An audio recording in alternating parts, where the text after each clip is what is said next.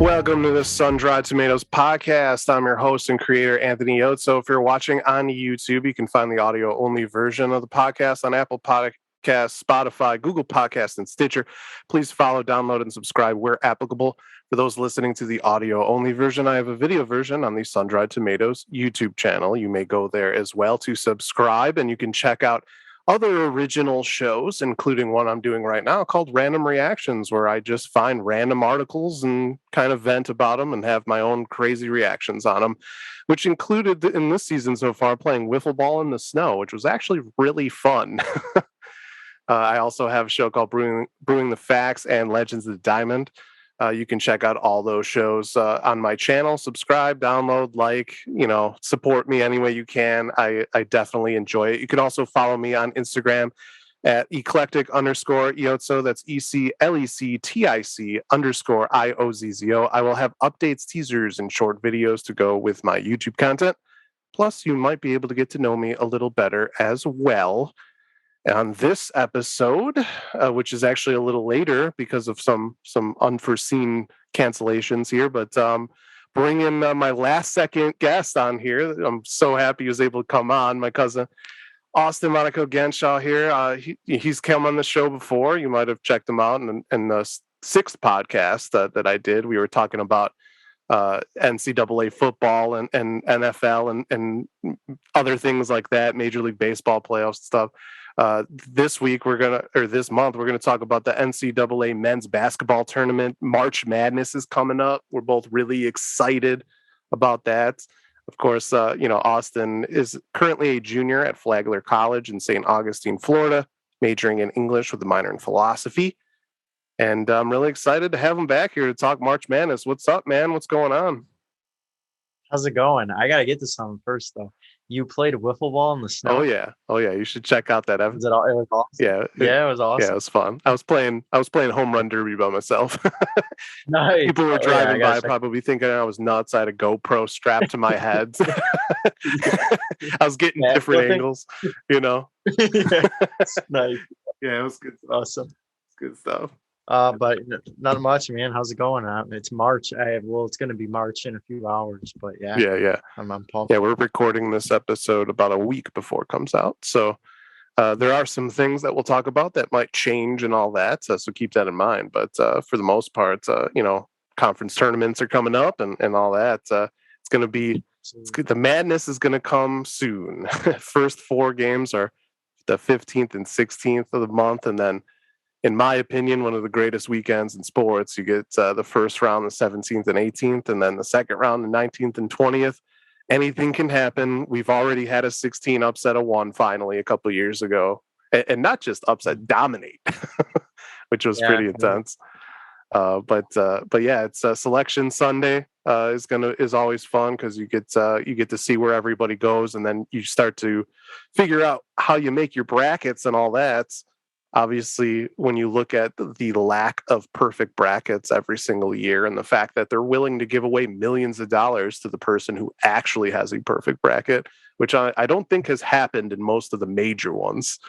There might be an outlier somewhere, but certainly not the $1 million ones that I've seen. And I'm sure people make 40 different brackets with every kind of aspect, and they still haven't gotten one. I've had all my Final Fours. I've picked the champion before. I've never been perfect after the second round. Yeah. I think the furthest I got actually was I think I lost 1 game in the first round, but then I was perfect in the second round. And I was like, are you serious? But then the rest of my bracket was just destroyed after that. Like, no, I think I had 1 Final Four team. So it's kind of funny when I do good in the first 2 rounds, I don't always do good in the later rounds. Yeah, I think the furthest I ever got to is probably the Sweet 16. Actually, I'd say the round of 32, right before the Sweet 16. Yeah, and I want to say it was. I'm trying to think who messed it up that year. I want to say it was Butler, but I'm not 100% sure. But I do remember that was the closest I ever got. But yeah, it doesn't make it past that first weekend usually. Yeah, well, because you have to pick the 5 and 12 usually. Like if you get 1 wrong. Sometimes 3 12s will win, which actually happens a lot more than people think. I think they set it up that way as well. And then sometimes you fall into that. There were multiple years I thought the Badgers were going to go further, and then they of course got matched up with a 3-point shooting machine in one of the rounds, and that was the end of them because they can't handle that. It's probably going to be the same this year for most Big 10 teams. Actually, I've noticed no matter who they are, if they run up against a crazy 3-point juggernaut in the first 2 rounds, odds are they're getting upset because they like to grind. They like to go into the paint, play slow, play defense, Yeah, Greg Gard is the toughest thing to guard in basketball is one-on-one in the post. Yeah. So obviously we're going to jump into this conversation actually with something that happened a few weeks ago because we've already had madness and this has to do with that Michigan-Wisconsin scrum that happened at the end of the Badgers 77-63 win at the Wolverines on February 20th. This was it was pretty insane. I mean, we've actually seen Juwan Howard of Michigan, the Michigan coach, do this before. He had a little bit of an altercation, I believe, with Maryland in the Big Ten tournament the year prior. But this one he was upset at a timeout that was called at the end of the game because Greg Gard didn't want to take a 10-second violation. He had some backups in. He didn't want them to have to go through that and have to try to get the ball up the court so fast. These are learning moments, obviously, in college. Sometimes those players are getting their first experience in those kinds of situations. And usually everybody's on that same page, they do this in high school too. Like the game's over, but everyone's going to still play their hardest until the end because, people are trying to get looks, experience, show the coach that they're able to do certain things so that they maybe get more playing time later and things like that. But Juwan Howard was pressing as well, but he was upset at the timeout, and I guess he wasn't going to shake Gard's hand, and then Gard went to go stop him, and well, it ended up coming, probably to say like, hey, we should be better than this, and then after a couple of things happened, punches were being thrown. So, I mean, it was a pretty ridiculous situation, in my opinion. I know we were texting about this, I think the next day. For you, like when you saw this going down, what were your thoughts on this ridiculous kind of, to me, it was a little bush league for Juwan Howard to even do it. Like, even if you're mad, like you kind of got to be the better person as the coach, in my opinion. But what were your thoughts on that situation? A couple different ones, honestly. My initial reaction was a little bit, obviously upsetting, distasteful. I mean, that's not something you really expect to see, at least in college basketball. An NBA guy's got a lot of bigger egos and their feelings, become enormous and they're easily hurt. But in college basketball, I think, and maybe because Jawan's an NBA guy, but I just thought that first off, there's no place for that in the sport. At all, really. I mean, it might be exciting for some people to see, and obviously it's talked about. But that was my first initial reaction. Second is I was trying to figure out why Jawan was so upset that he needed to, make it into a physical altercation. So I waited for his press conference. I waited for Gard's press conference, to kind of get a better picture of that. And like you said, we texted about it. And I think I just came to the conclusion that there's this, right? We talked, and I said this to you is, I looked back and the score, I think at the time, maybe it was 71-56, I want to say, with about a minute left. And people forget Michigan made a 3, then played defense, got a steal and a layup. And after that layup, that is when they were pressing. Yeah. Right. So people are forgetting, and that actually, I believe there was a foul and then they were pressing off the inbound. But either way, all right, we inbound the ball. Wisconsin inbounds the ball. Okay, can't find anyone. It's tipped by Michigan out of bounds. Now, you have, first of all, Jawan's argument is about integrity, right? Yeah. And sportsmanship, right? The lead's that big.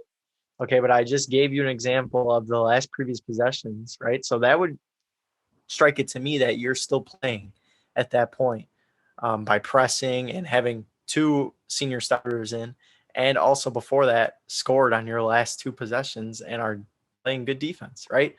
So, but on Wisconsin's side, I don't see how that wasn't sportsmanship by putting walk-ons in the game. Yeah.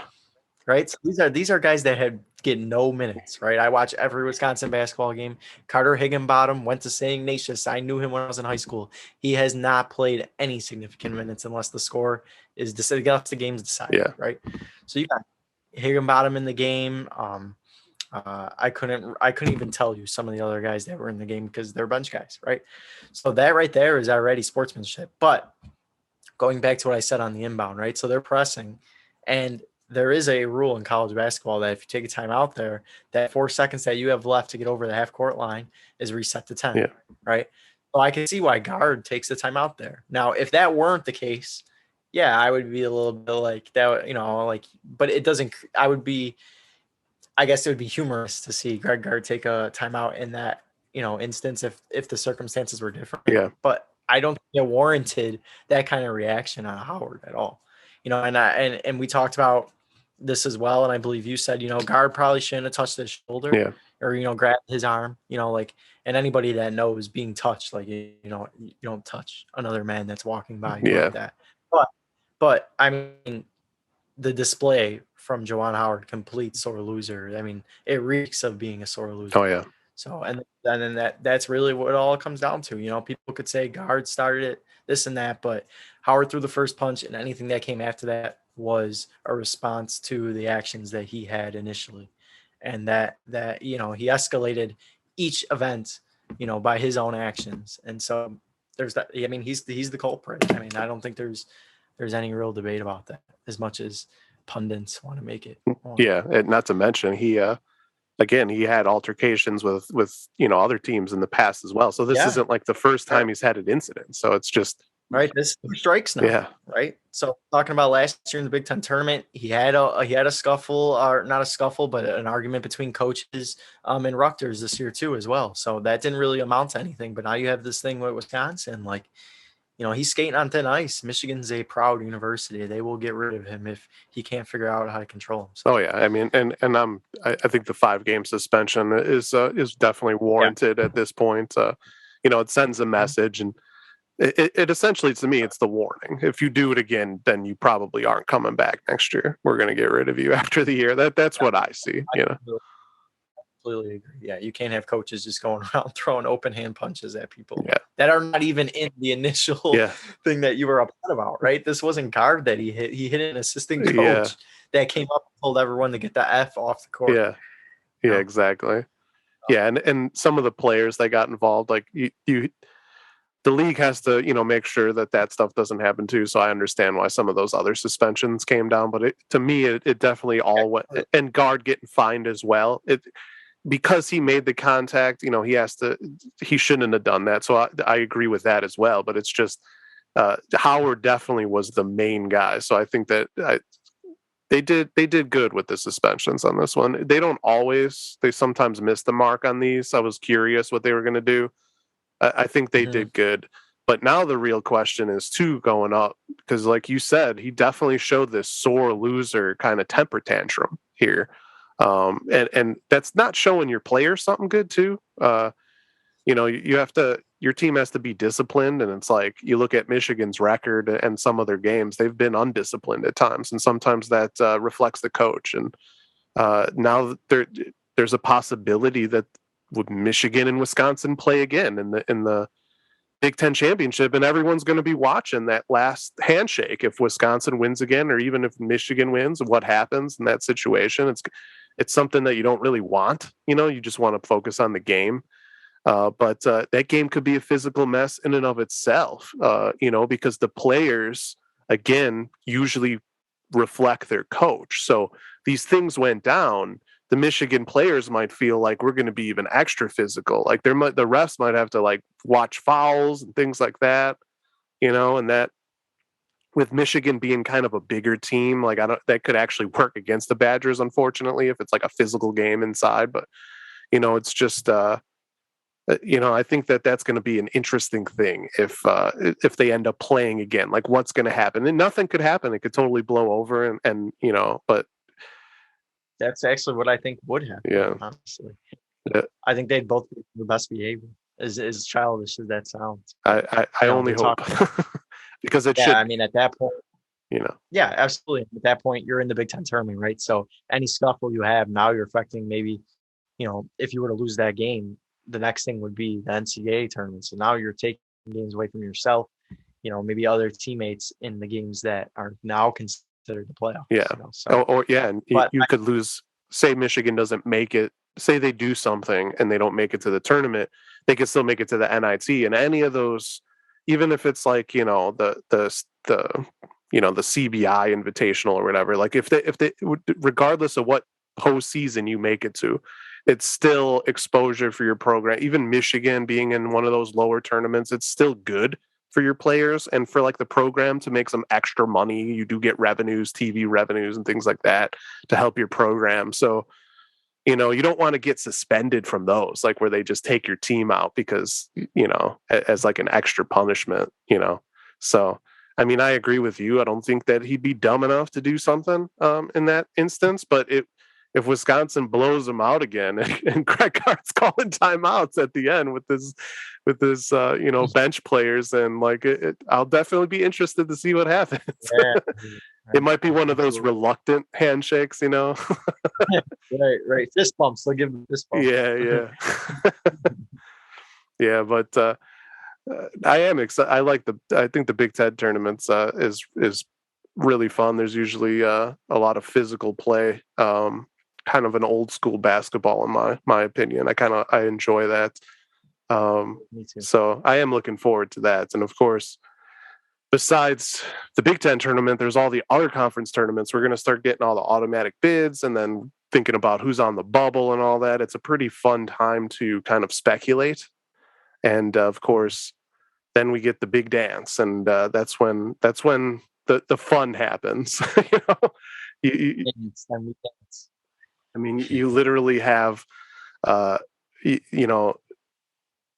who's going to be the upsets, who's going to be the favorites, who's going to be the dark horses, and we'll personally go through all this, but it's just, you can read article after article on every single journalistic site, like ESPN. There'll be like 1,000 videos on every game. Like you could go through the stats, like who's on the teams, who's the favorites just based on seniors and stuff. And then sometimes you'll see stories about here's an interesting way to pick teams, like this team, like their favorite food is pizza, so maybe you pick them that way. It's just you never know what's going to happen. But for me, I think making a bracket is my favorite thing. I usually take hours on the Monday after Selection Sunday. I usually start right after I know what's going on, but on the Mondays when I actually pick the teams. And then, I'll watch the first 4 games because sometimes that dictates who wins those games because matchups matter, of course. But, there's just so much to think about when you're picking teams. There's so many statistics to look at. For sure. And sometimes it doesn't even matter. Like we've talked about, it's almost impossible to have a perfect bracket. I don't think it's ever happened, and it probably won't ever happen. If it did, it would be an anomaly. But I still think it's very impressive when you have, your Elite Eight, your Final Four, and your champion picks in your first bracket that you did. And, that's something that, a lot of people will look at brackets and experts, and that's how they say, oh, this expert's really good because they pick the champion, they pick the best teams to go, because most people get busted in the beginning. Like I for my random reaction show, of course, I do my taste buds versus my brain reactions, just to show how insane it could be. And this last time, my brain destroyed my taste buds because my taste buds had 15 seeds winning the national title. Well, they had Syracuse making it. They had a 15 seed upset in Baylor, like just crazy things. I think it just that's what makes this thing fun, is you never know what's going to happen. And now, for us, we're looking at who's the favorites right now, and the line got totally upended with so many upsets this past week. 1 through 6 lost. Yep. Yeah, and you had Baylor, which I said, I showed you some of my thoughts before. Like the Big 12 is definitely something that I'm looking at as I think they're going to have some deep teams that go And some of them might get upset, but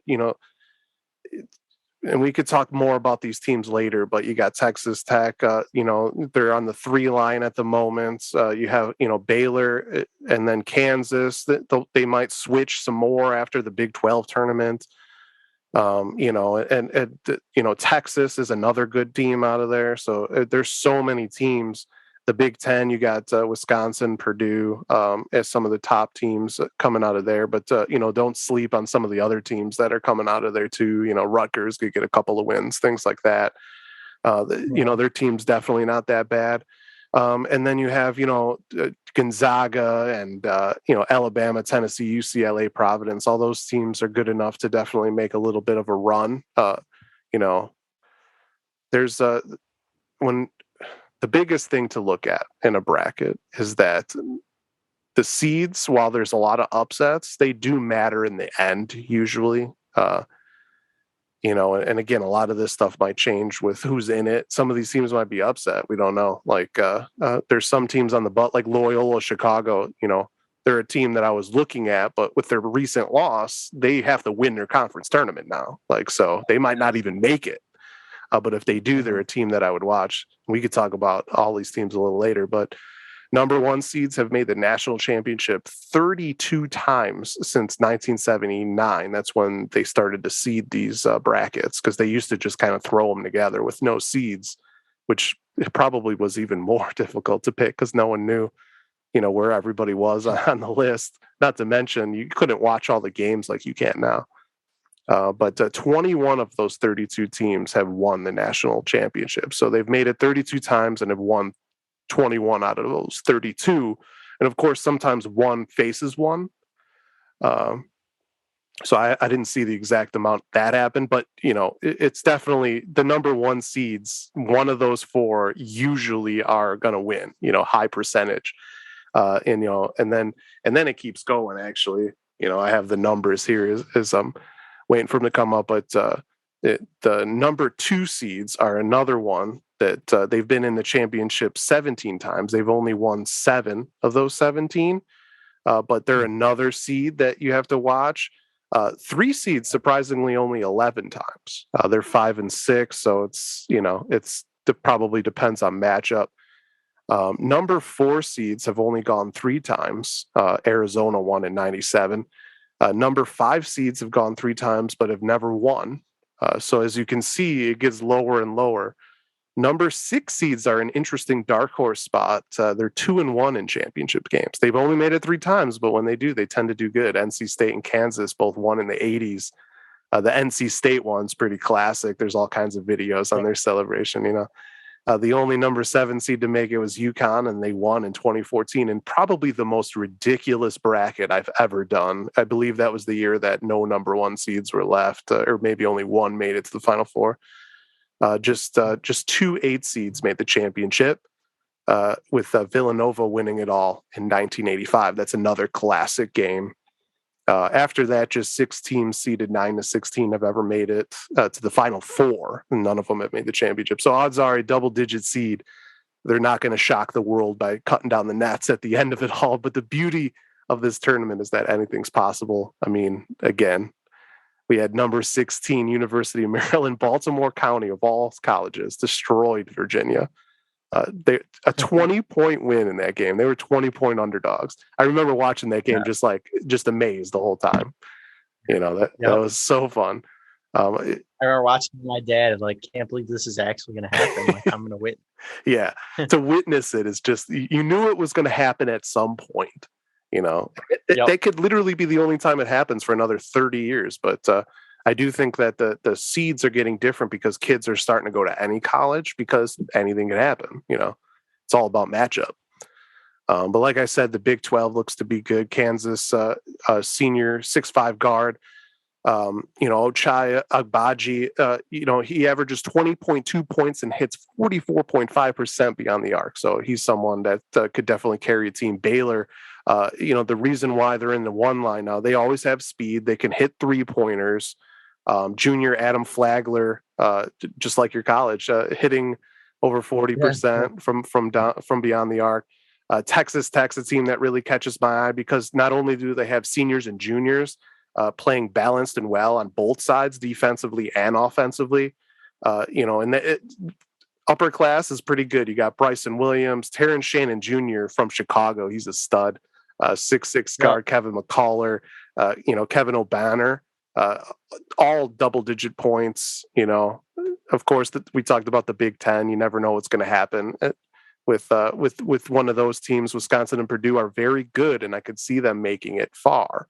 But again, matchup matters, and if they run against a too good of a team, it's probably not going to happen too good for them. Auburn, Arizona, and Gonzaga are, they'll all be good, even if they struggle and drop seeds. That doesn't always mean anything. I've seen that happen before, and then the team ends up doing, maybe better than anyone thought because they dropped to a 2 seed, something like that. So they could all do it. But, I want to turn it over to you because I know you've been doing a lot, looking at these teams. You're the one that were excited to do this. Let's talk favorites. Like, who do you think is going to be the favorite to win? Like, who are some of the teams that you're looking at as like the true favorites to win this whole thing? Well, first, obviously, like you've said, Gonzaga. I mean, that's saying after they lost to St. Mary's on Saturday, but it's very rare, and I think it's been proven that it's pretty rare. I mean, Drew Timme is not going to miss the first 8 shots of the game very often. Oh, yeah. And Chet Holmgren fouled out on Saturday night, right? So they were in foul trouble. Their bigs were in trouble, weren't making shots. And, Gonzaga runs through their bigs as fast as a paced offense as they have been over the years. They kind of developed that play and that rhythm by their bigs being able with both vision. I mean, Holmgren's 7'1" and he can go coast to coast, so not having good games out of those guys kind of hurt them. But as far as the rest of the field goes, especially this year with the rest of the teams, I think Gonzaga is by far your favorite. Holmgren's probably slam dunk number 1 pick in the NBA draft. Oh yeah. You mentioned Baylor. I like Baylor a lot, and I think Matthew Mayer is a good role player for them too, as well as along to go with like Flagler, like you mentioned, and they got Flo Thomas. He's really, he's a good contributor as well. So I like them, but I think my favorite team, and I think they probably will be the second favorite behind Gonzaga, is Arizona. Oh. Right. So they have normally college basketball teams, have I would say probably between 15 to 19 guys on their team. And 11 guys on Arizona are from another country. So think about how wild that is. What quite a team that is from all over the world, basically. But I mean, we're talking about studs down low, Koloko, beast down low. And Tabelis is also, he's got size off the bench, but he's young. But the thing about it is he's so skilled to be able to work with some of these other guys that they got, right? That we're talking about bringing guys in from Russia, Slovakia, Mali, different forms of being able to play, I guess, or the way the professional levels play in those countries all work together. Kerr, he can shoot it from deep. Dalen Terry off the bench, great. And let's not forget that Tommy Lloyd is the coach of Arizona, who was the assistant to the Gonzaga head coach, who is now the number 1 team. So a Gonzaga-Arizona matchup in the Final Four or a national championship matchup would be really awesome. And I think that those 2 teams are probably the favorites to get to the national championship. Kansas, obviously, Abaji. I mean, he is a candidate for National Player of the Year. Self kind of always rises to the occasion in March as far as coaching goes. Very smart coach, kind of knows what he's getting out of his players. He reminds me a lot, and I know that this probably isn't a normal comparison that a lot of people would make, but for me at least, he reminds me a lot, maybe not as much as passion, but as much as perspective of the game as Bo Ryan. Bill Self and Bo Ryan have a lot of similarities to me as far as protecting the basketball and also knowing concepts, right? So how to stop as far as like when they face the fast-paced team, what defense stops that pace? A slow-paced team, what defense if they want to speed them up? Yeah. Because their offense could go at any rate, right? Yeah. So they could jam it down low and score, or they can shoot threes they could shoot the lights off the gym. Yeah. So that too. So I really like Kansas. Yeah, that versatility feels good. When you have versatility, right, that's definitely one of the things you look at in the tournament is versatility because you never know who you're going to face. So, that helps. I was going to follow up saying I think they're the deepest team as far as roster goes in the tournament this year. But they just got a lot of really all these teams have question marks. I shouldn't say there isn't any clear cut. I think Gonzaga is and probably Arizona, but all these teams do have some question marks. Obviously, Arizona just got blown out, unranked and maybe not even 500 Colorado. Yeah, this week. That was probably the worst of the losses for sure. Gonzaga didn't look good. Although St. Mary's has been their Achilles heel for sure. Even though they've beaten them a lot, I think they beat them many games in a row. But St. Mary's always seems to find a way against Gonzaga at some point. So, yeah, absolutely.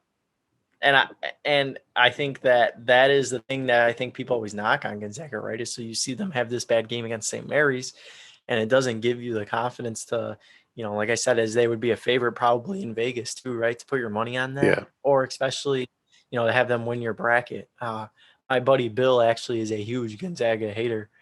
He just thinks they're always frauds every year. He just picks them to lose to get upset. Yeah. So shout out Bill for that one. But yeah, I think really all these teams have questions, but I wanted to say that Duke, I think, not a lot of people are talking about them right now. The ACC's been kind of weak this year. North Carolina's trying to fight their way in. Virginia hasn't been the same Virginia in years. So you got a lot of teams that are middle of the pack in the ACC. So Duke hasn't really gotten the recognition that it usually gets in past years. But I think they have the highest ceiling, obviously. Tremendous talent, Coach K's final year. And I think that's important to those guys, right? This is Coach K's final run. And I think a lot of those guys are one and dones, right? Mario Williams probably out, Bankero probably out after this year, and AJ Griffith. We're talking about three guys right there that are going to go probably in the top 20 of the NBA draft. Yeah. So I think they have the highest ceiling as far as talent. The only thing that really hinders them, outside of Coach K, obviously, would be experience. Because Duke, if you remember, was not in the tournament last year. And then the year before that, there was no tournament. Yeah. So we're going no Duke in the tournament now. This would be the third year. Obviously, they're going to make it. So it's been a while since we've seen the Blue Devils. And I think they're definitely probably a team to watch out for, as always. Yeah. The experience does come into play, too, I have to say. It doesn't necessarily mean they're not going to have a deep run. They're not going to make the Elite Eight or something like that. But there have been some teams that have been very good. There was a West Virginia team that was very good like 5-6 years ago. But the one thing about them is they had a lot of younger players on the team or inexperienced players that didn't have March Madness experience, and it ended up hurting them in a close game later in the tournament. So it does come back to bite you. But then, Kentucky's had all freshmen and have won national championships. So, you just never know. But I do think that is a point to talk about, though. When a team is inexperienced and doesn't have those things that, then you look at the coach. And, Coach K is going to be Coach K. So he'll have them ready to go. But, it gets daunting. That was my point. It gets daunting for sure. You could go sometimes, out of decades, when you have Self, you have Calipari, you have, even Izzo, you have, Krzyzewski, you could get away, with kind of playing with freshmen. And I don't know how much people watch, Big Ten basketball that will be listening to this, but Indiana's probably a team of what you were saying would be a case of that, right?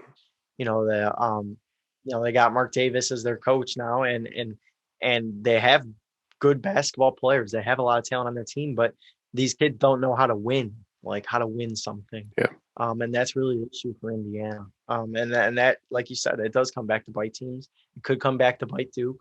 So that's experience is definitely a major role when I fill out my brackets as well, because it usually pays off in March. Yeah.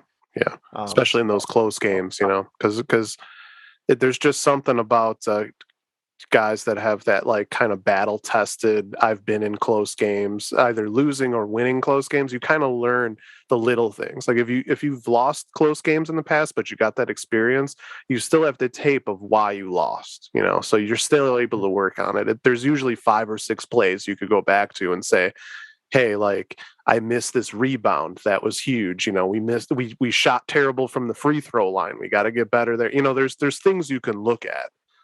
There's things you can't control sometimes. Sometimes it's just not your night. You're cold. You're not hitting your shots, whatever. But a lot of times there's 5 or 6 things you could go back and it could switch the result. And experienced teams have a better chance at that. And I think that also helps. When you look at the tournament itself and the way the brackets are set up, the first game that has happened, most teams have had all week to prepare for them. But the second round games, which you only have like a day. You just found out who your opponent is, and you have a day to prepare for them. Younger players sometimes have a hard time with coming up with those game plans. And then if you're losing in the beginning, especially as the favorite, it's hard to adjust at halftime sometimes if you don't have that experience on what the other team is doing. So because of those factors, I definitely can see the younger teams struggling, and they have. But like you said, coaching has sometimes brought out the best and even the freshmen, and especially if a lot of those freshmen or younger or sophomores or whatever are probably NBA bound. There's a reason why they're going to go in the draft. They're already really good players that are smart and they know how to play basketball. So, it really depends on those things. Yeah. Yeah, and just to add on to that, since we're talking about favorites, I know going into the show, obviously, you kind of give me a little direction here. So the thing about it, though, is this year is so tough. So I have, let's see, 1, 2, 3, 4, 5, 6, 7, 8, 9, 10, 11, 12, 13, 15, 17 teams that I have written down here that I could talk probably in pretty good depth about. But just to name a few off, because I want to not keep you here all day. Obviously, Kentucky, team to watch out for, a lot of good guard play, and they got good shooters. They get some good tough fill-ins off the bench. Kind of a couple PJ Tucker in the NBA would be a comparable. Some of these guys that can play defense off the bench for Kentucky, so that will be big in March. Also, obviously, you mentioned Purdue, and I think they have some question marks, but I don't want to speak too much on that because Wisconsin plays them tomorrow night. When people have watched this, that game would have already been over, but I'm not going to jinx it going into tomorrow. Obviously, Wisconsin, and I will get back to them, but I would like to talk about them. You mentioned Texas Tech. Terrence Shannon Jr. is I don't know if I told you this or maybe my dad this, but one of my favorite basketball players in college basketball this year, along with St. John's, who's not going to make the tournament, but they've been one of my favorite teams to watch. Julian Champagnie. Watch out for him in the NBA draft. And then we mentioned Arizona, Auburn, who struggles on the road. Yeah. And sleeper teams watch out for LSU, UConn, and Arkansas. And that was kind of the breakdown of my list. I know you want to get to Wisconsin too at some point too, so yeah. I'll go back and talk about that. But I mean, that's just kind of a testament to this March, right? Yeah. It's gonna be crazy. Yep. It was crazy this past weekend, and I think that's how most of this tournament will probably go. Yeah. I think it's definitely one of those years where you could look on paper and say, probably, yeah, this team is going to win or this team's going to make a deep run. But I expect it to be very unpredictable, I guess. Yeah. As it usually is. It hasn't been a few years, but I think this year it will be. Yeah, it's actually kind of funny too, because I'm guessing that the majority of brackets that you see online will have Gonzaga, Arizona as probably the 2 top picks. And then you'll see some Baylors and some Texas Techs for sure. I would think, a lot of Big 12 people, probably some Kansases, you'll see Dukes, you'll see them, but definitely Gonzaga and Arizona are going to be the top picks for like when they do the percentage breakdowns, like, yeah, absolutely. It's, I think Auburn will probably be up there in picks too. Yeah. I know a lot of people. Auburn's a good team too. They're a team to look at when, I know they've struggled on the road, and they got to play neutral games in the tournament. But if they get hot, man, like they're good enough to win the whole thing. So it's just, yeah. Jabari Smith is an insane player. I mean, they have good players. They just feel fraudulent to me. I don't know why. They just do. Yeah, I think it's that consistency, and road wins are huge, especially when they're picking who makes the tournament, and they're going to make it. But, it's just sometimes that goes, a neutral game is essentially a road game. So, I know crowds follow and everything, but, it's also a little different sometimes because you're playing in bigger stadiums. Sometimes that messes with teams as well. I guess that's something to think about for some of the smaller schools that make it. But, a lot of teams, to be honest, it's almost like everyone's a dark horse at this point when you have that many teams, right? Literally, literally. Yeah. And they're usually in the first eight seeds when you're talking about a team that's a dark horse that's going to make a Final Four run, potentially make the national championship. They're most likely in the first four seeds. So, the top 16 teams. But, like we've said, we've had teams up to the eighth seed that have made the final before. So, do you have any teams that are lower in the rankings at this point that are probably going to be on those lower seeds that you think have a shot to maybe surprise some people this year? Yeah, I think one team that, obviously a conference a lot of people are not, wouldn't pay attention to is the Mountain West Conference, right? That's not really, on ESPN much. The games are late at night. So not many people pay attention, but I think a team to watch out for probably from that conference, depending on how they do in their conference tournament, but also going forward, is Wyoming. They got two great guards, two knockout punches, Maldonado and Drake. Two guys that could shoot it, put it on the deck if you need it, drive to the hoop when you need a bucket. And I just love the competitiveness out of both of them. And then also tremendous forward Graham Ike, also on Wyoming.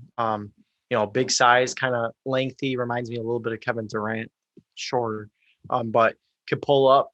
Loves the one-on-ones, and he can also take it to the rack. And this is, usually it's not out of the Mountain West. You usually get your San Diego States, your New Mexicos. They've always kind of been a staple to that conference. But I think Wyoming and also Boise State could potentially be a team to watch out for. I just feel like, I think as far as, when you throw in Ken Pom statistics and you think a little bit about, bracketology, and as far as, obviously the normal NCAA statistics, Wyoming surprisingly falls into the top 50. I looked this up, top 50 in Ken Pom, top 25 in offense, top 75 in defense. Not that that's saying much, but thinking about that from a Mountain West team, they're the first Mountain West team since 1983, right? When their conference only had 7 teams to do that. Yeah. Be top, you would say 75, I guess, in all 3 of those categories. And if you want to throw in a fourth one in efficiency, they're top 115 in the country, which when I say top 115 sounds a little daunting, but it's still a third of the country, right. There are many college basketball teams. Over 360, I believe, that usually, And they were ranked. They were ranked a few weeks ago at 22. I don't think they're there anymore, but they play a big game tonight against San Diego State. Both of them are top 3 in their conference. Their regular season conference winner hasn't been decided yet. So I think that would probably be definitely a team to watch out for. I've always kind of been high on Indiana too. I really like them as a team. But I think that they don't know how to win, like I talked about previously. But Trace Jackson Davis, I think, is one of the best bigs in the country, because Indiana is only 20-9 or 20-10. It's not talked about a lot, but they have a lot of good basketball players. Finney is also a good hooper on that team, and they're coached by an NBA coach, previously an NBA coach. But they're right now, I think, projected to be like along kind of the probably first 4 games, I would say, or maybe a 12 seed at best. They're going to have to do some damage in the Big Ten tournament to kind of up that for them. Yeah. Those are 2 teams I was looking at. And then lastly, one team I also want to talk about that didn't get enough recognition for me is St. Mary's. Yeah. I mean, they beat Gonzaga, so that's a huge win. Yeah, exactly. And not only that, they also have great guard play. And in March, I think I think that's probably the most important piece. We talked a little bit about experience, about coaching, being able on how well you played on the road in the regular season and how that translates. But I think guard play is probably a very important factor too, because that's a good point. you need guys that know how to, control the pace. Know guys that know when to take over or when you need a bucket, when you need them to kind of lift the spirits a little bit. So that's a great point. Great guard. That's a great point. Great guard. Because I was thinking back to just off the top of my head right away, because Shaka Smart went to Oregon, Wisconsin high school. So, we were actually writing stories when I worked for that paper over there. When VCU was an 11 seed, they made it. The reason why those lower schools do it is because of the guard play. They usually have a stellar point guard. They have other things, defense and maybe a little bit of experience and senior loaded backcourts and all that kind of stuff. Usually but the guard play is definitely something that I feel is a good way to see who's maybe going to get some upsets and maybe make a deep run out of nowhere. That's a great point because it's true. Right, point guards win. Point guards are one of the most important part, especially in high school and college. Absolutely. And you were talking about UConn earlier, right? And how they were 8 seed or 7 seed, went on to win the national championship. Like, let's not forget Kemba Walker had one of the best madnesses in tournament history ever. That was something. And led them to a national championship. So you need good guard play in March, and that's as simple as it goes. So St. Mary's, 2 good guards, and that's kind of been my theme with these dark horses. And when I talked about Indiana, good facilitator in Xavier Johnson. Talk about Wyoming, got both Drake, Maldonado, Graham Ike. And then also, like I said, St. Mary's got 2 big men down low, and then good guard play. A good guard transfer from, I can't remember the school, so bad journalism on me. But he's a hooper. I mean, simple as that. They're ranked right now, so I know this is not much of like an 8 seed dark horse. Yeah. But before that Gonzaga game in bracketology, they were projected as an 8 seed. Yeah. So they're definitely a team to watch out for. I mean, I watched them play Wisconsin early on in the year. I've watched them a little bit because I enjoy watching West Coast basketball. It's on late at night sometimes when I can't sleep. So, it's good to watch. And they've just, I wasn't as high on them because I just always thought Gonzaga would steamroll them. But after watching the way they controlled that game, it's definitely telling. And I definitely a team I'd probably watch out for. So, yeah, for sure. There's my. Yeah. Yep. Yeah. And, one other thing that I really love about the tournament, of course, Cinderella. Everyone talks about who's going to be Cinderella this year. The double-digit seed or the mid-major or small D1 school that shocks the world, taking out 1 seeds, things like that.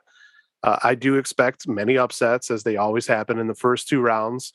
There'll be some difficult Sweet 16s for top seeds. I always feel like for the top seeds, getting past the Sweet 16 is the biggest thing, and then things tend to kind of even out finally. The better teams tend to win at the end once they make it through that gauntlet. Some teams off the top of my head, Loyola Chicago is a good team. They lost this. They need to win their conference tournament to get in, so they might not make it. But I think they are a Final Four pick again for some people if they do, because their team is really good. They're in the top 20 in 3-point percentage and top 5 in overall field goal percentage. When you can shoot like that, you could definitely move on in the tournament. The defense hasn't been that good in the last few years, but they can force turnovers, and if they can do that and then make those shots, look out. The Atlantic Sun is another conference that sometimes people look at. Bracket busters galore out of there. You had Florida Gulf Coast from a couple years ago, but one of the current leaders, Liberty, they've hit over 50% from 3-point range. Nobody wants to see that team in the first or second round. They are hoping Liberty doesn't win their conference tournament, because if they get in, I did not know that. Look out. Yeah, it's insane. They don't really rebound. They're very volatile, because essentially they got to hit their threes, but 50%, if they're going to hit 50% threes, the game's over. You better hope you're hitting. That is impressive. Yeah, man. Yeah. Wow. And I think that it's a battle-tested conference too, the Atlantic Sun. They play tough games. The tournament's going to be tough. So whoever wins that conference tournament's going to be pretty good. But, those are just some teams off the top of my head. So what about you? Like, any bracket-busting teams on your radar, some random team that people might not know about? All right. So, yeah, I mean, I think there would probably be – I had to do some research on it, but I think one team that I would pick that's for sure probably going to win their conference. And then one team that I think could win their conference and advance to the tournament and probably burst some brackets or break some brackets. The first team is Murray State. That's one team I think I would watch out for. I definitely think they're going to win their conference. They're by far the more superior team. They're averaging over 75, 76 points a game. And the thing about it is, this is also a very telling stat to me, is that in the second half, when leading by 2 points after 13 minutes to play in the second half, they're 17-0 this year. Yeah. In their I don't care who you're playing. That's impressive. Yeah, so now you're talking about a team that is, if they're winning by 2 points after 13 minutes, left to play in that close margin, that tells you something, right? Even if the competition is not as up to par as some of the Power 5 conferences. Yeah. So Murray State would definitely be a team to watch out for. And then one team that I'm going to pick that's a Cinderella that probably, I believe I checked this morning, they're 3,300 on the Vegas line to win their conference tournament. But Northern Iowa, that would be the team that I think you should watch out for. If you remember, I want to say it's got to be at least 10, 12 years ago. They beat Kansas. Yeah, that three-pointer at the buzzer. I had that upset picked, so I spilled all my beer when that happened. There you go. Yeah, there you go. All right. Kudos to Snaps, brother. Snaps. But yes, Northern Iowa, 3,300 to win their conference. But I definitely think there'd be a team to watch out for. They would have to, obviously put it together. But the only telling stat that I think I found that I really loved about them was that they commit the least fouls in college basketball. Oh, yeah. So if you're not fouling, you got a chance, right? Yeah. You're not sending them to the charity stripe, you got a chance. Yeah. So those were my two teams. I tried to do some research on more, but it's hard. It is hard to kind of. It's hard to sell pick. Myself to Belmont or sell myself to Chattanooga. Yeah, especially when you don't know the matchups yet, it makes it even harder. And then some of them might not make it because a lot of these teams, you got to win your conference tournament. Because you're not getting in. But yeah, I mean, some of the stats though from some of those teams are nuts. Like when I saw Liberty's stat, I was just like, "Wait, is this real?" And I kept looking at it. I'm just like, "That's insane! 50%." That's awesome. I can't believe I missed that. 50%. That's outrageous. Yeah, it's intense. They have some fantastic shooters on their team, and you know what that reminds me of? That reminds me of when Curry was lighting it up and unfortunately taking out Wisconsin. They shot the lights out of the ball by just throwing screens. The Liberty's got multiple guys that could throw those threes, they're, so if they're hitting them, you're going to be in trouble, that's, especially like a lot of times teams get stunned in those first two rounds. Like if a team just starts blowing you out early, it's hard to come back sometimes, that's why you gotta love, it's a wild ride, March Madness, I mean, literally everything we've talked about on this podcast is probably going to blow up in our faces. Yeah, right. Yeah. Exactly. Talking about how good Arizona is and watch them not win their conference tournaments and then they lose to American University in the first a 15 seed will take out like Auburn or something, or Baylor will go down like right away. Like you just never know, man. And like I said, it's funny how it does end up evening itself out at the end, where usually the better teams start to win later. But man, the first two rounds, anything can happen, and then the Sweet 16 tends to be very difficult, especially for the 1 seed. That's like when you look at the 1 seed, like they always have close games in those Sweet 16s, and it's definitely an upset time. They could definitely be upset there. So. I think that's because you get the intensity level, and we're talking about how hard it is to pick like these Northern Iowas, pick these Liberties, and when you're playing those teams, the first couple of games, right, the intensity is different. You're up 30 points with 5 minutes left to go.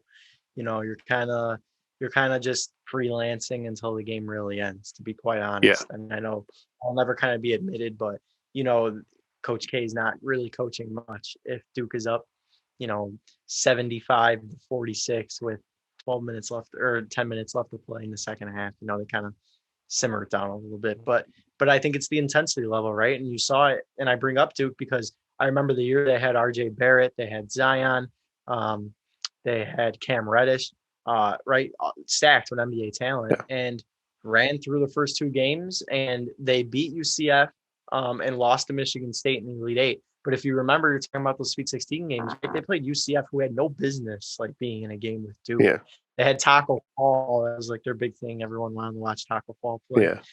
But they struggled, right? And historically, number 1 seeds do struggle in the Sweet 16.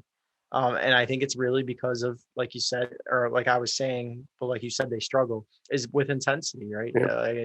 I think that it's a different ballgame when you start playing teams that are respectable versus teams that really don't have business being in those games with you. Yeah. And that's kind of what the story of March Madness is. But roughly, usually the 1 seed is dominant. Yeah. Until they get to that Sweet 16 and the intensity level changes. Yeah.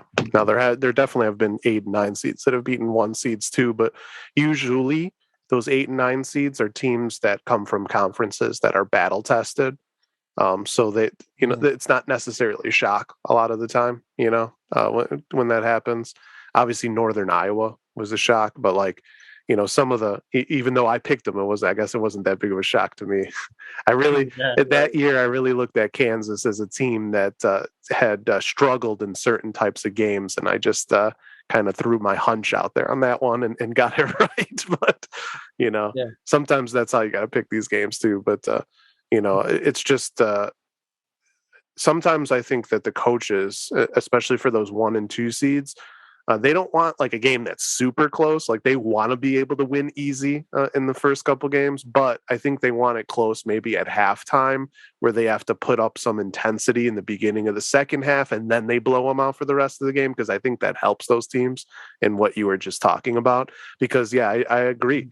If you're blowing out your first 2 games, then you got a whole week and then the Sweet 16 comes up and you're playing against a team that has nothing to lose because no one's picking them. That's dangerous. You do not they're going to be intense, so you have to match their intensity. And if you get punched in the mouth and can't throw the haymaker back, like you're going to be upset and you're going down. So I think I agree. Like, I think that's the biggest thing is that kind of intensity compared to the first 2 rounds to the Sweet 16, it definitely ups,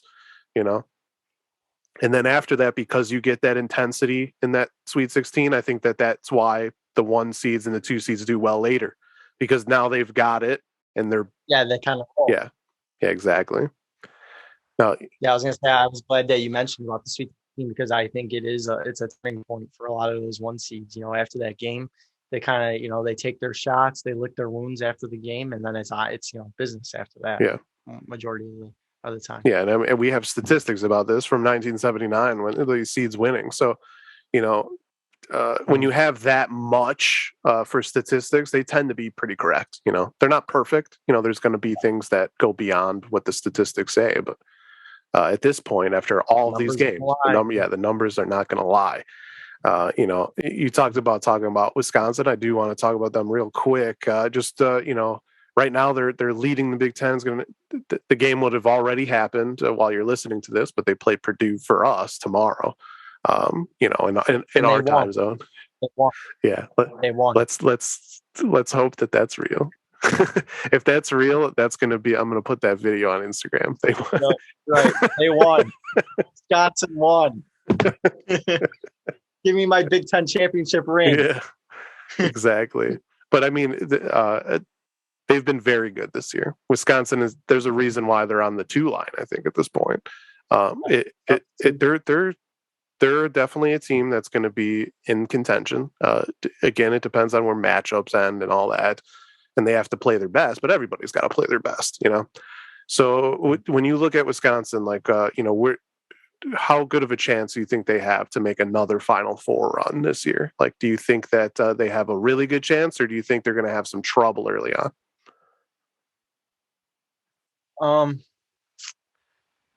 Well, that's a kind of, I got 2 parts to that because it's kind of a loaded question. So I think they do have a really good chance. I think of making, I wouldn't say the Final Four. I would say my chances on that I'd probably place at about 40%. Okay.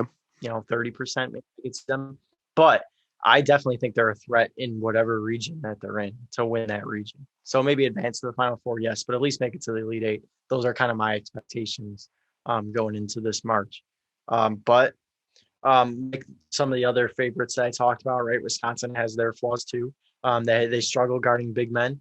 Any real big men, when I think a semi-athletic post move in the paint kind of torches them for 30 plus points. Yeah. Dickinson showed that. Obviously, Coburn at Illinois showed that. And then they obviously had trouble against Houston. They won that game, but they had trouble later on in the game, kind of navigating around those big men and then following it up on the other end of the court. So going into March, that's definitely something that they're going to need to clean up if they're going to win the conference tournament, because I already said they beat Purdue, but they're going to have to tighten that up in the conference tournament and definitely the NCAA tournament as well. But my chance as far as the way I see their chances as far as going to the Final Four, I think I'm pretty confident in them this year. They were picked 10th by media in the Big Ten to finish 10th in the Big Ten. Yeah. Which I thought was really low. No, I didn't really. I agree with you there. Yeah, I thought it was really low too. I thought they were definitely the top 7 team in the Big Ten. But it was understandable. There's not a lot of guys that get a lot of national attention on that team that you would expect, for people to take notice, right? Tyler Wall kind of came out of nowhere. He got some good minutes last year, but there were a lot of parts of his still needed developing, and he's had a great summer. Obviously, Johnny Davis, 3-star recruit out of high school. I double checked on that. Only leading offer really was from Wisconsin. He had some other Power 5, but I think probably his best offer outside of that was West Virginia. So now he's turned into a National Player of the Year candidate. I was talking to my dad about this. I was going to say, I remember out of the 21 years, I remember 16 years of it. And I would say that Johnny Davis is the best Badgers basketball player that I have ever seen, as far as his instincts, his competitiveness, his toughness at the end of the games, and his killer component. I've never seen that kind of package deal come to University of Wisconsin. Ever. Yeah. No, so I've seen a lot of great players. I remember a lot of the Wisconsin greats. Caning was one of them. Ethan Happ, Kaminsky, Decker, Jordan Taylor was also one of those kind of crafty guys. And then obviously he's National Player of the Year candidate. And probably the biggest surprise on the team. But Steven Krause really developed a 3-point shot, shooting 36% as a big man from the 3-point line is a compliment for sure. Yeah. Because now you kind of see that in this era of basketball, but I think it's rare that you see that at the college level. Yeah. Although Wisconsin always seems to have big guys that could throw down threes. They were kind of the pioneer of that, I always felt. Yeah, absolutely. I really think that. I think Bo Ryan kind of started the importance of having a big man that could kind of take it in the post, but also play outside the perimeter too as well. And so, like you said, they've always had that. And Corral has been that guy this year, because I think that is something that they lacked last year. I mean, they had Potter and he was okay, but Nate Reavers kind of was an underachiever. You always kind of expected more out of him and never really got it. So I think Steven Crowell is doing everything, but the thing that he needs to do is, like I talked about earlier, is learn how to guard big men in March. And then a couple more players, obviously Chucky Hepburn, freshman, who I think we talked about good guard play that you're going to need in March. He won't be talked about probably his freshman year in the Big Ten, but I think he's probably been one of the most important pieces on this team, because he knows pace. He reminds me a lot of Chris Paul from the Suns. He knows pace. He knows how to get players involved, and he also knows how to bait guys in the picks. And that's important for creating your offense, and especially this Wisconsin offense that is 57th in efficiency this year and 78th in 1.6 points per possession this year nationally. So they're a lot faster than previous years. Obviously, they were kind of always an offense that kind of slows it down and then waits till 10 seconds to kind of get going. And now we're going to get our best shot and get our best players, each possession to make their plays. So I think they have a really good recipe, and that bodes well in March. They can rebound, they can play defense, and they're 14-1 in 6 points or less games this year. Which is also, we talked about, being 17-0, Murray State leading 2 points after 13 minutes in the second half. So that's an important stat too, right? They know how to close out games and get it done. And obviously guard, he doesn't really get much of the media and national media attention. because he's a silent assassin. Yeah. But he is the man, and I think he should be getting Coach of the Year talks both nationally and in the Big Ten. And he's definitely got experience in March. So Yeah. people forget, he knocked off Villanova as a 1 seed one year. He led them to the Sweet 16 against Notre Dame. One year they almost went to the Elite Eight when they played Florida and lost on a fluke buzzer beater. Right, so Guard's got his experience too. And obviously last year losing to Baylor, and Baylor shot 53% from the field, so that's hard to beat. Yeah. But I mean, I really love this team. I was not expecting it at all. I was kind of bummed out. I think going into this year that Wisconsin wasn't going to be kind of a shell of themselves as I've known them to be. Yeah. But great team, and I think they have a lot of potential. The only thing that would scare me is obviously a big man or a big man in March that could kind of pound them away. Yeah. Or a team Liberty that's shooting 50. Yeah. Yeah. A lot of teams are going to be afraid of that. Now I'm picking them in my bracket. But you told me. Yeah, they gotta make it first. But yeah, 50% from three. I'm using that. Yeah, watching their tournament, they shoot like 10% from three, and they get rocked in the first game. 17 from beyond the perimeter. Yeah. That would be fun. Oh yeah. I mean, you're in college, so you kind of get to geek out like I used to on these games. You have probably more time to watch them all. Like I used to just make sure I had all my stuff done, and even if I had classes on those days, sometimes I'd skip them, to be honest. Especially if it was a class I was getting an A in, just for like that Thursday or whatever. But watching all those games, it's so much fun. Like when you're older, you got to work a little bit. Like me, I'll only be able to watch a few games until the weekend happens, and then I'll be streaming on my phone when I can, taking breaks, checking scores, and all that. But I'm still jacked about it, even though I don't get to watch them all as much as I used to. I mean, what about are you jacked to watch? I mean, it's so much fun. My dad's 44 years old and he's jacked for it. So anybody who loves, this is just something to love. I'm absolutely jacked. I watch just about, I think, every March Madness game for the most part. Yeah. Jasmine is with me during these times. So she kind of has to be a little sluggish and get through it with me, even though I know that I'm putting her through a lot of torture watching hours of college basketball. Yeah. But I love her for it. So yeah. So, and when I was in college too, there was it wasn't like now, like you could pretty much watch any game you want. Like every single game is streaming. You can jump streams. It's on 4 different television stations. Back when I watched, it was only on 2 stations usually a lot of the time. So a lot of times they would cut back and forth from game to game. So I literally remember they'd be like, okay, we're going to cut to this game because an upset might happen. And there was a big buzzer beater. And then they cut to another game and literally another buzzer beater. And it's just so many buzzer beaters in a 2-minute stretch. You're just your head explodes. It's just, it's just. I love March. And I'm stoked this year. March Madness, actually the first round, the first games from the 17th to the 20th, first 2 rounds is my spring break. Oh, nice. Yeah. So you get to geek out. We're at Palm Beach for my buddy's 21st birthday. Bill, I talked about him and his Gonzaga.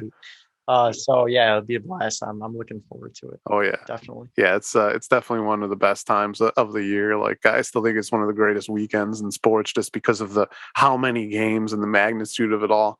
It's just I think so much fun. Yeah, I think the first day of March Madness. I know this is unpopular opinion to some people, but I would say that probably the first day of the Masters, and probably I would say March Madness, Masters, and opening day. Yeah, to me are the three greatest days in sports. Oh yeah, for sure. Yeah, and I'm speaking of opening day, we do have to, before we finish off this podcast, I do want to touch on this because it definitely hits us hard being White Sox fans, Chicago White Sox fans. But, normally besides March Madness, you also have the excitement of spring training, not necessarily the games, because, whatever happens in games, whatever, maybe you get to see some young players and all that. But for the most part, you're excited because it means the season's around the corner. You're starting to see the rosters shake out, how the bullpen might end up. You get to see if anyone's hot already. Sometimes when someone's having a hot spring, it carries over into opening day. So, you get to watch to see like who's having a big time spring, who might make a team as a bench player that comes out of nowhere, things like that. A yearman, yeah. It's great. It's like March Madness is kind of like the holdover, and then you get opening day normally. But of course, this year we have the MLB lockout taking it all away from us. And, on this day, what I was looking at just now, it doesn't look too good. The season might definitely be canceled a month into the regular season at this point. It could be bluffs by the owners too. The Players Association doesn't necessarily think that they have to cancel a month if they can't get a deal ironed out tonight as we record this. But the owners are definitely using it, and they're almost using it as spite, trying to hold those paychecks over the players' heads to get what they want. It's kind of annoying how this went down, though, because they started the lockout right away as soon as the CBA ended. They didn't need to do that. It's a tactic that they used as a defensive measure. But then they didn't come up with an offer for 6 weeks. So you literally wasted a month and a half without even having talks, locking out the players, and now you're expecting a deal in a couple of days when you guys were far apart. Like I don't necessarily understand where they're at. And I know you as a fellow White Sox fan, you got to be kind of pissed off at this because, we were excited. We were waiting for the offseason moves because you get the offseason that would have happened. The White Sox weren't able to make any signings and the lockout happened. So, there's still people that are free agents, players that they can pick up. There's still positions that they could shore up that we have no idea what they're going to be able to do when it will end. But the question is when. And then the season's going to be shortened because the problem is at this point in the year, you do have to have a couple of weeks of spring training just to get everyone loosened up. Otherwise, you get injuries. I mean, that's what happened during the pandemic. That's why so many guys were injured just this past year, too. So that's not good. I don't want to see, no one wants to see star players injured in the first 2 weeks with quad injuries. And that's usually what happens when you don't get enough training. But then the offseason still has to happen because you need free agency and all that stuff to finish. That takes a couple of weeks. So at this point, in my opinion, I don't see them having opening day when they're scheduled anyway. But, are you as pissed as me about the White Sox kind of being screwed again? Just because the owners don't want to share revenues, essentially. Yeah, and I think, the part that's most upsetting is, a bit thing. There's a few things that kind of play into, that are factors here. And obviously the greatest one is that, right, the Packers, the White Sox have a playoff team. Yeah. So like we were in the playoffs 2 years in a row, division winners last year, a lot of great talent. La Russa's back for the last year on his deal, as of now. And so a lot of optimism, a lot of hope, and a lot of big names still left on the free agent scale that need money. Yeah. Right. And money that we have to spend. So that is probably the most frustrating part about it. But also, I think what's really kind of ticked me off about this is I'm a big baseball guy. It's my number one sport. I love baseball. I bleed it, actually. But the thing that's kind of upset me the most is the way Manfred's kind of handled all of this, right? So like you said, right? So the CBA ends, and we kind of go into agreements here, and we're meeting for 30 minutes a day, 15 minutes a day. I'm not really seeing how that was ever beneficial to either both sides, right? You're wasting guys' time to schedule meetings to meet for 15 minutes, right? Those are not conversations, those are not discussions, those don't drive any agreements at all. Right. So then to give the players, kind of that ultimatum that they did in November, right? And, kind of first couple of weeks of December, I think it was, players proposed something back, right? This is what we're looking for. It's kind of a rough estimate, as you would say, from the union. And like you said, the MLB took 46 days to reply to that. Right. And then when they did reply to that, they gave a half-assed kind of offer back to them, and then said, "Oh, well, we need to get a federal mediator." Yeah. Well, to me, that's a little bit of abuse of power, right? And I know it's not all Manfred, but But right, he's setting the owners up for this, right? When you don't come back with a response, you're not meeting with your contingents, to kind of come to an understanding from the union, and you take 46 days, that you're setting the owners up for this, so now you push yourself back after Christmas almost to reply to them. We're not gonna. I think it might have been actually past New Year's too, Yeah. right? Yeah. So now you're applying into the new year and waiting 6 weeks. You set the owners up for that when the players come back and they laugh at this proposal that you gave back to them. The MLB cries, "Well, we'll get our lawyers." Yeah. And I don't, and I think that's not a fair shake to the players. You talked about the owners not wanting to give up money, and it's been that way for years. I mean, anyone could look this up. Fangraphs, you could go to baseballreference.com Yeah. and you could look at teams' profits that have gone up over the years. And as much as these players are getting paid, the overall landscape of professional baseball, right? Salaries are going down. Yeah. And that's just as simple as it is, right? And we've had a pandemic, we've had unforeseen circumstances that have kind of hindered the game here and there, hindered players' opportunities to kind of cash out on their performances. But when it comes down to it, right, it is billionaires versus millionaires, even though Walker Buehler said it isn't. It is. Yeah. But the thing about it, that the billionaires will not budge on the essence of trying to bring integrity into the game for both the players, owners, and their commissioner, who has dropped the ball on this completely. I mean, he just has. Yeah. And I'm not the biggest Manfred hater of all, like a lot of people are, but we're going on rules from last year. We're going on the way that he's handled, the pandemic. And even though that was unforeseen, I mean, Adam Silver did just fine. The NFL did fine, right? So the MLB struggled with that. And now we've had this whole kind of conspiracy theories from both sides on who's really saying what and who wants what. And all it really come down to is nothing. Yeah. Really nothing. No deal. And we're roughly an hour and 15 minutes or an hour and 20 minutes away, 2 hours and 20 minutes away from having no baseball for the first month of the season. Yeah. And I just don't see, if that was their plan all along, why, not be upfront about that, right? Yeah. Because they have no integrity, and that is the problem with the people running baseball. And that's why we're in this, this circumstance. Yeah. And I mean, some of the things that they're fighting about besides revenues too are things that the owners do to circumvent paychecks, when they don't bring up a guy for 3 weeks so that he loses, that 5th-year option or whatever, or they don't have to pay him, he loses a year of free agency, I believe, when they do that. So, they keep a control year on them. That hurts some of those rookies that are coming up. Those things are just simple. Like, why does that exist? Like, that's a loophole that is clearly only for the owners and not for the players. Like, that doesn't make sense. And then you talked about. I'd argue arbitration's the same way. Yeah, arbitration is the same exact way too. That is true. And you talked about salaries as well. A lot of times people look at the huge salaries that some guys get, like a Mookie Betts or something. But like when that's still a small percentage of everyone in the league. Like there are a lot of players that make league minimum or just over it.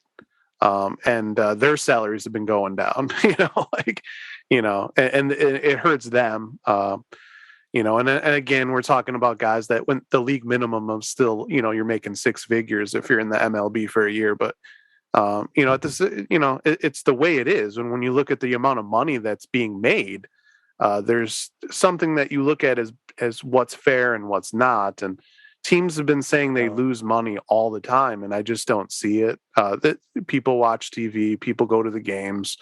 It's like the only time people don't go to your games is when your team's terrible and you put a terrible team on the field. It's just, it's like, I don't know. It's just, it seems like a bunch of like rich people crying because they have to spend any money at all. And it's kind of annoying as a fan to see that. Yeah. I can't imagine being a player too. I mean, they got to be fed up, right? I mean, they want their piece of the cake, and rightfully so. They deserve it. And like you said, and I think you were preaching there, right, is everyone's going to look at the Trout deal. They're going to look at the Tatis deal. They're going to look at the Manny Machados, the Bryce Harpers. But, people forget Baltimore and Cleveland, right? The Guardians, those two teams were at the bottom 2 of the league last year in payroll. You know what their payroll was? $29 million. Right, a fielding a 40-man roster at $29 million. That's crazy. Right, so I understand the argument from the players. Right, we're away from our families. for 8 months out of the year, 8, 9 months out of the year, right? And we're getting paid far less than the averages that we should be making based off your profit. And now there's mobile streaming. There's, FanDuel sports books are getting involved with, Yeah. Wrigley and other teams. And so there's mega deals coming television. Yeah. NBC is negotiating with the MLB to broadcast some games, maybe get a playoff game, right? So, you're bringing in money that way too. And I just think that it's all, it's really just greediness. And that's kind of what you alluded to, right? With the owners, it's just, we have it all and we need to do whatever we can to give a little to them so that they shut up, but not enough to where we lose out on how we've been cashing out. Yeah, absolutely. And like I said, I remember '94, man. Like the Sox had just made the playoffs in '93. They lost to Toronto, which Toronto was the better team, but it was a good series and it was fun as a kid. That was like the first time I was really kind of remembering. I was at the age where it's like I'm into the White Sox at that point. They still have Whiskey '94. Yeah,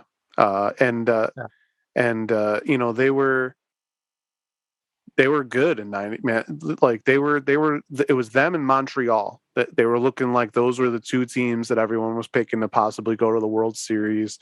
It's just everybody was clicking. It just had that feel. And I just remember, at that time you go run out, on 31st or on 29th Street in Canal, and you'd see the fireworks when home runs were going off. And just as a kid running out there, just being excited about every game. And then it was just over. And as a kid, you're just like, why are the games over? Like, what's happening? And they never came back. And then when they did, the next year, the season started late, of course. It was a shortened season in '95. I'm a kid. I'm excited about the Sox again. It's like, hey, they were a World Series. Everyone was talking about last year. They're going to be good again. No, it was a horrible year. 1995 was a year that everybody talks about as one of the worst seasons. It left a bad taste in my mouth, and then it took until 2000 for them to be good again. And I was just like so upset that happened in the first place. And again, this year, regardless of what happens when the season starts, the Sox are going to be good regardless. They clearly have a good roster. Even if they, while I would think it's a mistake, even if they didn't pick anyone else up, they're still going to be good. It's not like they're going to be bad just because they didn't pick somebody up. It's just if they pick guys up, they're probably going to elevate their team higher. But it's just these things it's just upsetting. We had the pandemic shortened year, and just think about how much we wanted baseball that year when we had to wait that long time. And then it was a 60-game season, and it just felt like it went way too fast. We finally got a season last year, and, fans started to go. You were at the playoff game, and that was like super, like I could just tell by that atmosphere that must have been super fun. And here we are, like waiting for it to start again. It might not, thankfully we have March Madness because, I'd be very upset at this point if we didn't have something else to distract us. You know what I mean? Honestly, it's disappointing. It's a shame. It's a lot of things. We're talking about, you were talking about like as a kid, or, maybe an older kid in the '90s. Right. And I think that's also kind of a relevant topic, I think, now too, right? I mean, the game of baseball, as to au contraire, I guess, to what the oppositions would be saying as far as TV ratings is they went up the past 2 years, right? Even, the pandemic, arguably you can make an argument that was probably because nobody had anything to do and there was sports on TV. Yeah. We were dying for it.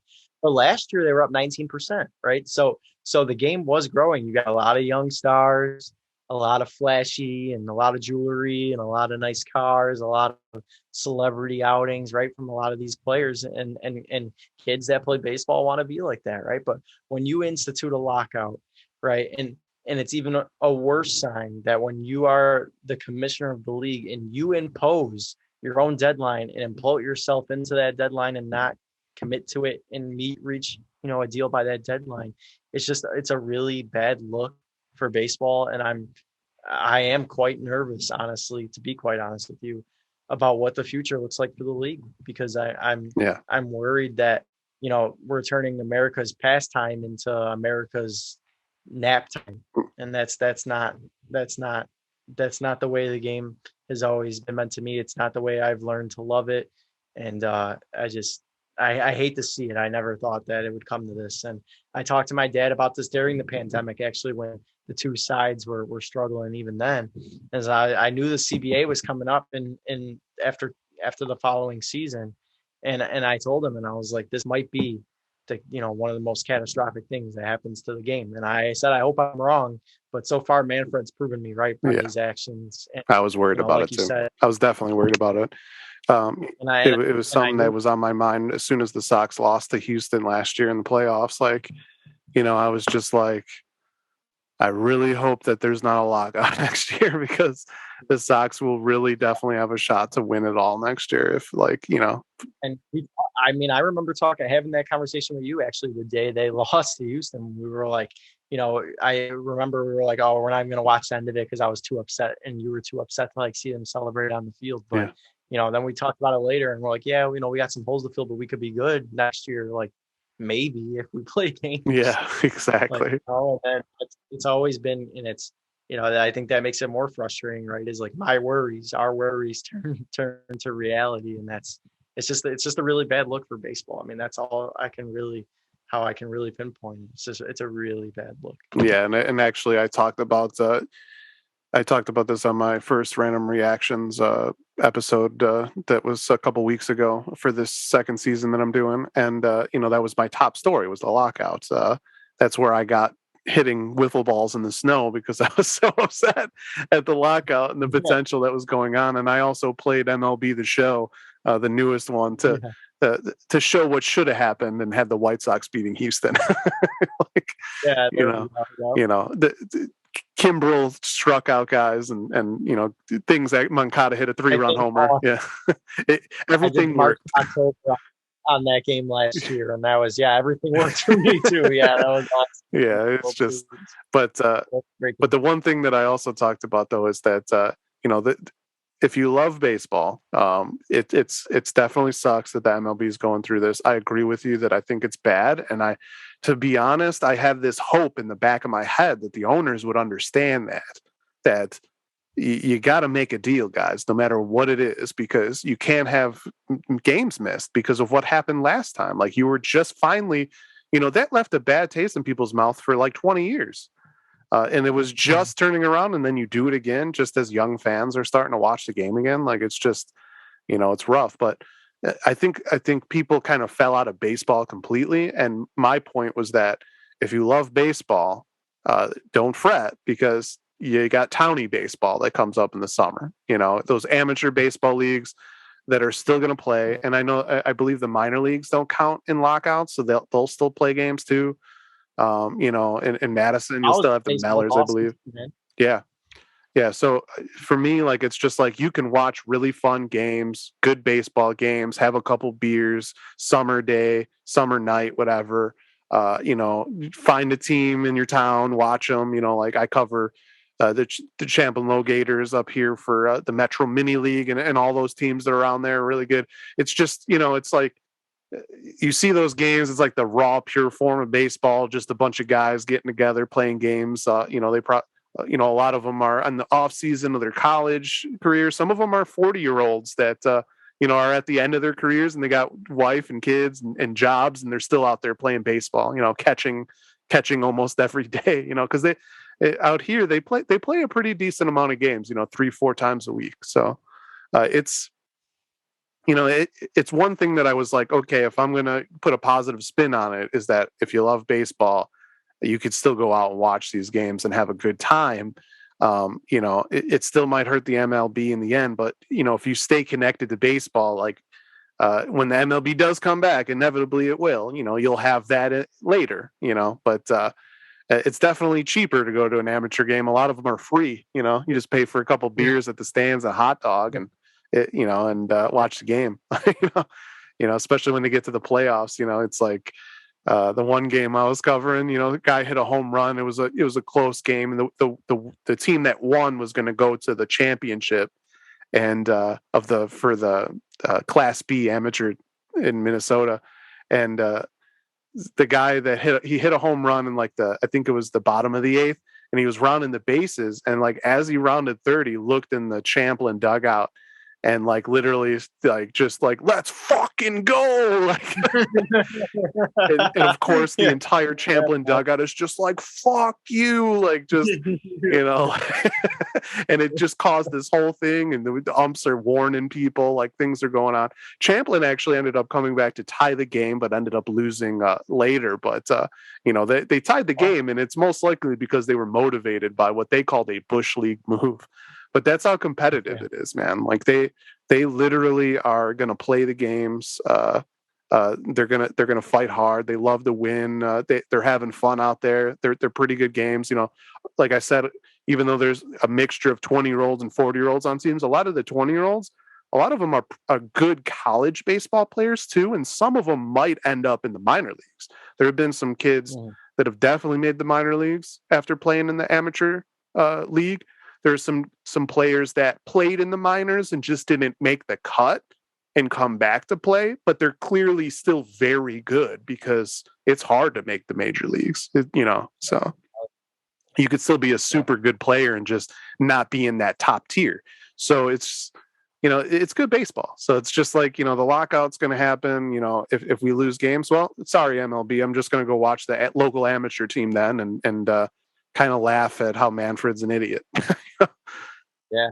I mean, and I don't sleep on college baseball too. Oh yeah. I mean, I know it's just starting up, but once you get into, you get into a couple weeks into March, actually, when the March Madness will be going on, you start getting into conference play in college baseball. And let me tell you, man, like you're talking about in amateur leagues, it's the same way. I mean, those kids, it's just a different type of level of drive and motivation that you see at that level than you do at MLB, Yeah. And granted, MLB plays 162, right? You're playing 5 or 6 games a week, but yeah, I mean, there's definitely baseball will always be around. I'm not worried about that, and I love the game, and I'll stay into it. But it's just there's nothing like watching the White Sox. I know man.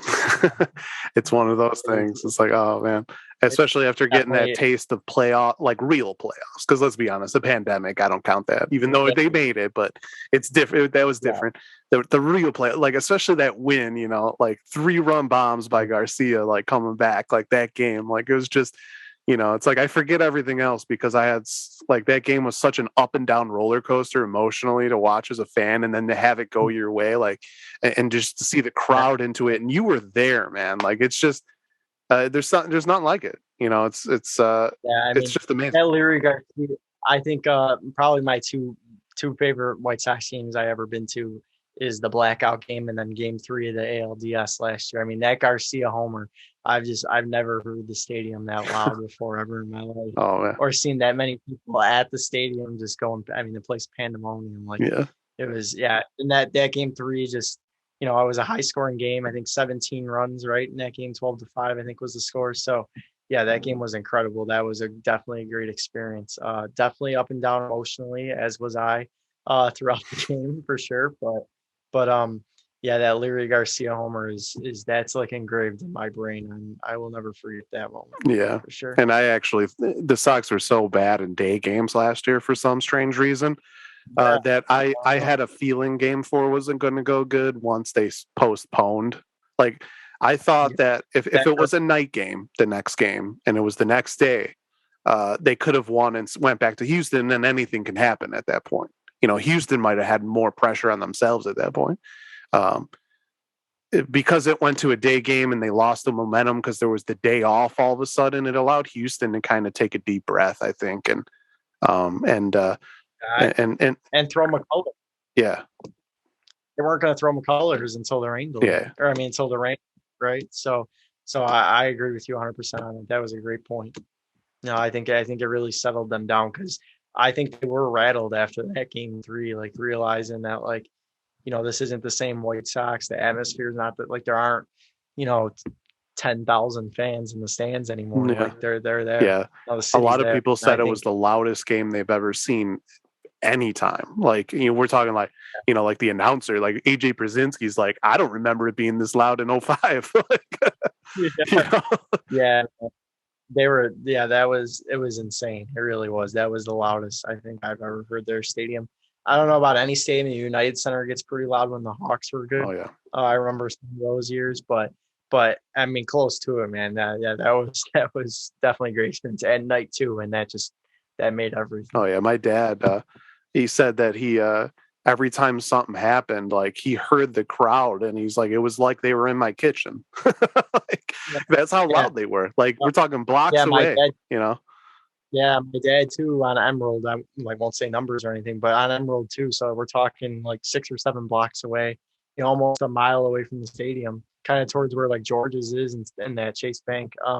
And he said he knew what was going to happen before it come on TV because he could just hear the stadium going because there's a little bit of delay. Yeah, 3.5 seconds. Yeah. So yeah, but yeah, I lost my voice too, I think, that night as well. So it was definitely quite the game, man. Oh yeah. So I miss it. I'm gonna miss it in the dreams of making it this year. Hopefully we can get back to the season soon. Yeah, because we need it. Yeah, we do. Come on, man. Get this going. Yeah, let's wrap up this lockout. It's nonsense.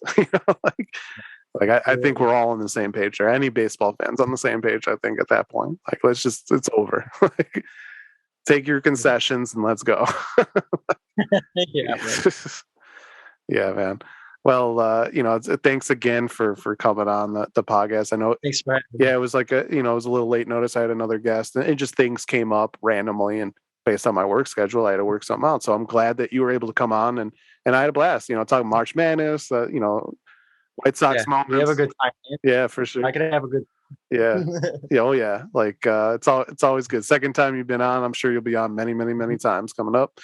So it's always a blast, man. I again appreciate all of your insight as well. Come prepared. Come prepared with those comments. I like that. The pleasure is mine. You put in the effort, and I put in the effort back. That's how it goes.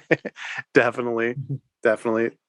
I have to say thanks to everyone who's been listening and supporting the SunDried Tomatoes podcast and YouTube channel. Thanks to everyone who has subscribed and downloaded the podcast, and to those who have subscribed on my YouTube channel.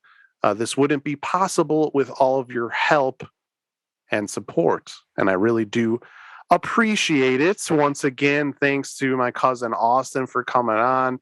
Talking about all these things, and we'll have to keep messaging during March Madness because we don't know what's going to go on. Especially if Liberty makes it, we'll have to be like, did you see that 50%? Yeah, I'm going to tell you about that. That's your team now. Anytime they do anything, I'm just texting you, Liberty, giving you score updates. Yeah. Oh yeah, it's going to be a blast. So until next month, or actually until later this month, based on the way the podcast worked this time, I will say salute.